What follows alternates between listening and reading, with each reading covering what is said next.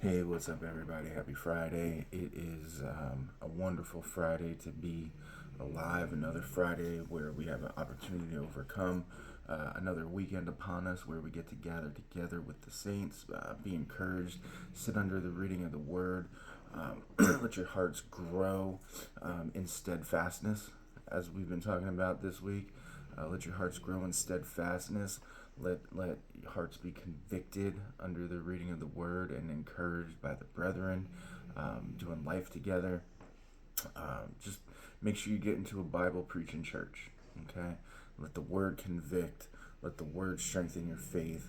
Let your faith endure. Right, lead to endurance or steadfastness. Um, and so that's kind of where we are. I want to kind of close steadfastness with an example from Joash, king of Israel at the time, and he's kind of wavering. He's wavering in his faith. He's not steadfast in his convictions, and that's kind of how how we recognize throughout the history of the kings and through the chronicles, what was a good king. And a good king actually had full faith, right? He tore down all the idols, right? And the bad kings totally submersed themselves in the rituals of the enemies. And then the mediocre kings, they would submit to the Lord in some ways, but never really take down all the idols, right? And that's kind of the sign of a good king, or a strong, let's use a steadfast, right? A steadfast believing king. And so Joash, he takes over for his father, um, and and when um, when he does, he's um, he's being surrounded. Okay, he's being surrounded. So we're gonna pick up in Second Kings in chapter 13. And verse 14, it says, "Now Elisha had fallen sick of the sickness whereof he died. And Joash, the king of Israel, came down unto him and wept over his face, and said, O my father, the chariot of Israel, and the horsemen thereof."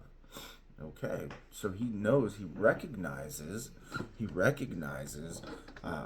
Elisha as the man of God, right? As a man of God, and and the power that comes with being a man of God. Okay, um, and Elijah said unto him, Take bow and arrows, and he took unto him bow and arrows, and he said to the king of Israel, Put thine hand upon the bow, and put his hand upon it, and Elisha put his hands upon the king's hands.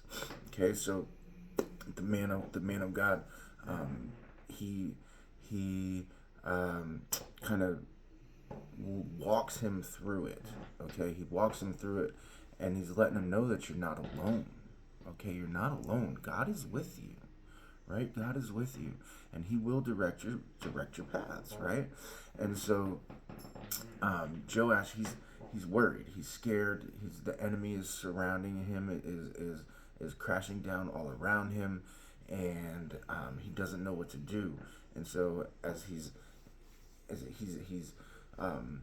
not just sad that Elisha is going to die, but sad that Elisha's protection is going to fall from him, right? Because he sees Elisha as the chariot of Israel and the horsemen thereof, as the one fighting the battles and keeping Syria off of them, and Syria is coming to attack. Okay, and he said, Open the window eastward, and he opened it.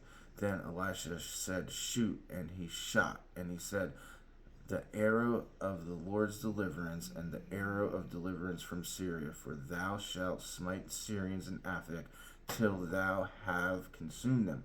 Now, see, Elisha knows that there's reinforcements. He knows that there's reinforcement.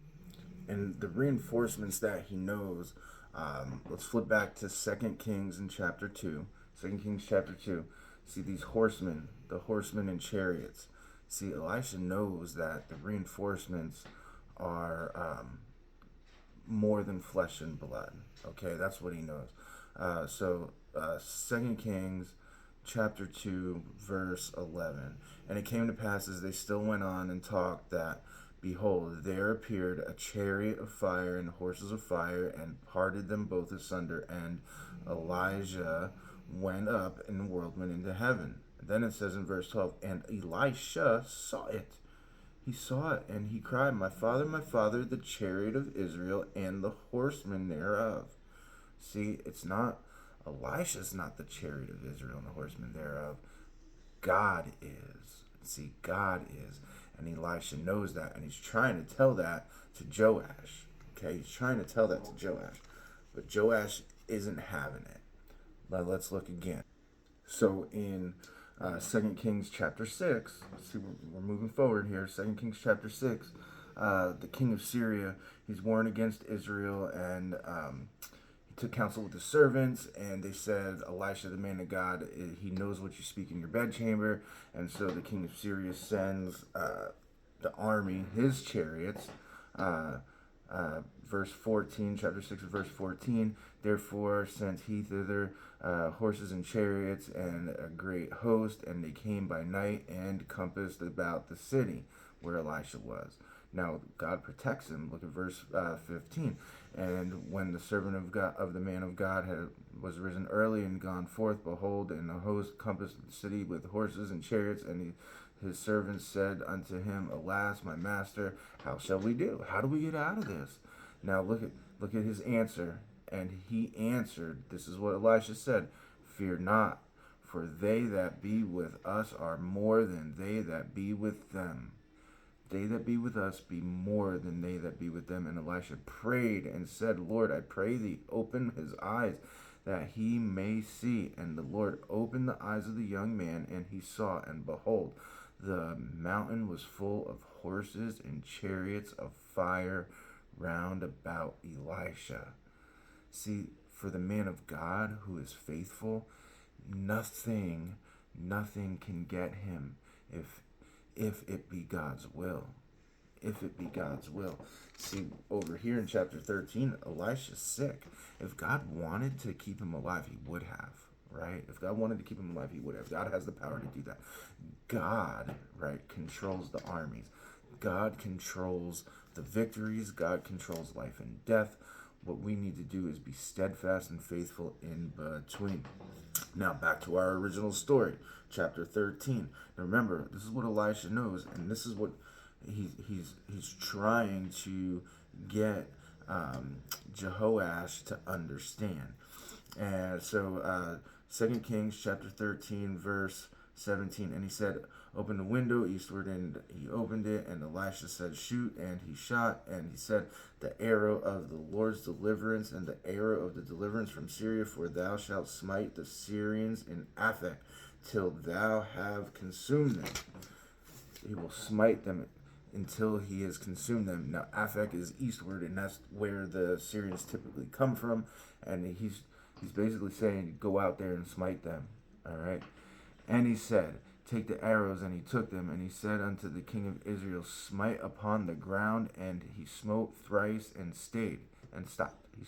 He hit the ground 3 times and stopped. And then look what Elisha says, verse 19. And the man of God was wroth with him and said, thou shouldest have smitten 5 or 6 times, then hadst thou smitten Syria till thou hadst consumed it. Whereas now thou shalt smite Syria but thrice. When we get a word from God, and he gives us a word, we've got to cling to it, and we've got to fight for it. We've got to keep fighting for it, and don't give up on it, right? And don't give up, and don't give up on your faith.